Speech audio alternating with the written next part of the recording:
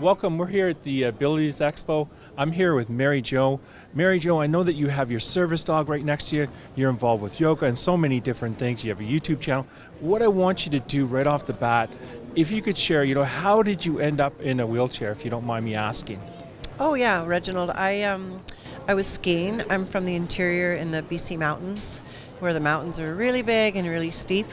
And I was coming down the hill 13 years ago and hit a lot of rough ground and went over a cornice, fell, broke my neck in 4 places, and became instantly paralyzed. So I'm a C4-5 quad. And ever since you got Jolie as a service dog, I know in later on we're going to get you to talk about the training and how expensive it was, but how has your life improved? Well, it's improved immensely on many levels. Part of that is due to the service dog that I have. Jolie, first of all, she's companionship, and also she's my arms and legs, so I don't have hand function. I have very little core body. I'm a full-time person in the world. I'm an entrepreneur, a businesswoman, so I have a very, very busy schedule. So Jolie basically follows me all day long, picks up things all day long, and delivers them right to my lap. In addition to that, she opens doors, closes doors. She can get the elevator buttons when I can't. She's a spasm control for my body, so she actually uses her weight to sort of deepen my legs and contain the spasticity so that it can diffuse itself. And she brings her bowl when she needs to eat, so I don't have to pick it up off the floor.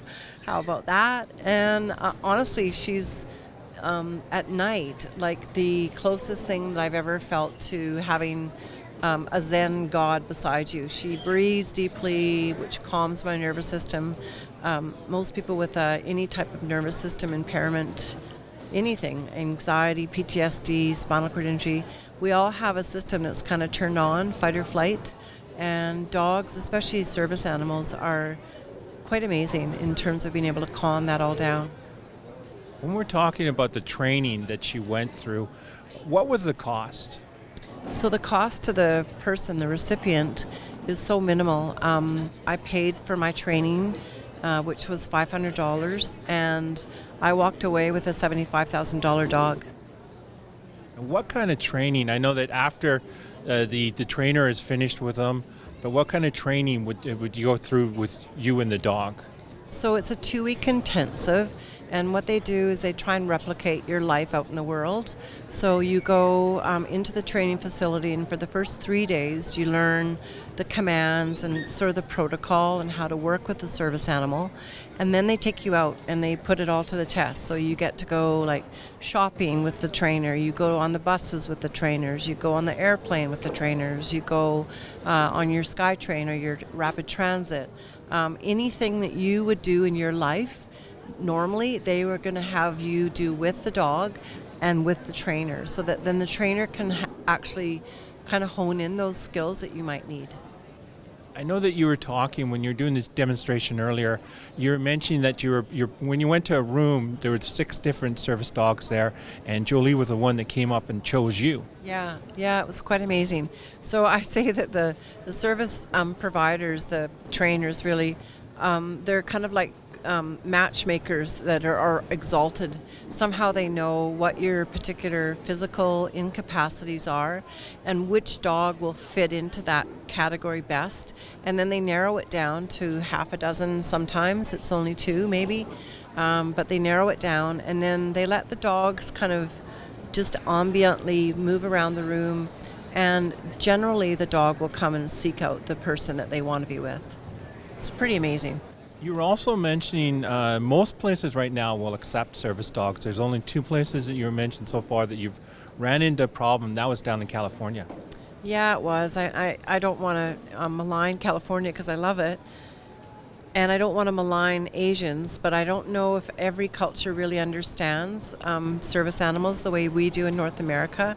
And so some countries, especially in the Middle East and whatnot, they actually don't even allow dogs in their car or in the house. So on another occasion in California, I had a taxi driver refuse to let my dog in, and he was, from the Middle East, and he just didn't really know, really. And so I pulled out my cards, showed him. I said, you know what, it's actually a criminal offense for you not to let me come in your cab right now with my dog.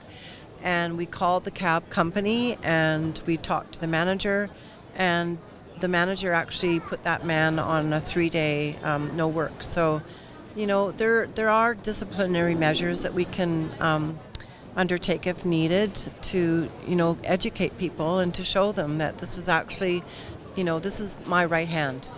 And it's as good as taking someone's right arm away if you take my dog away.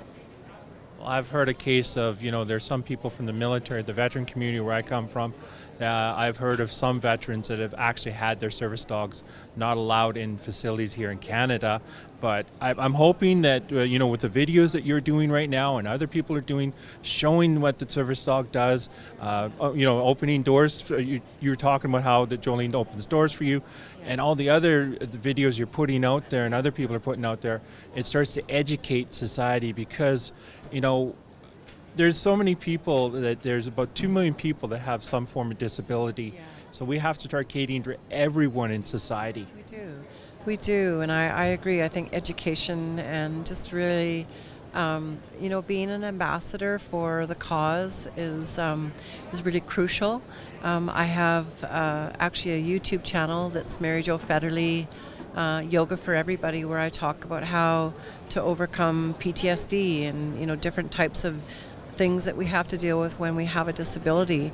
And that's educating too. Like, a lot of people think yoga is just for the the Gumby body, right, and the able body, but that's not true. The philosophies and the principles there are actually what are good for everybody.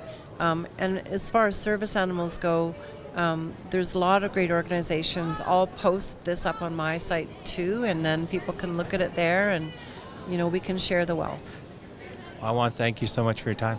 Yeah, thank you so much for interviewing me. It's been a pleasure.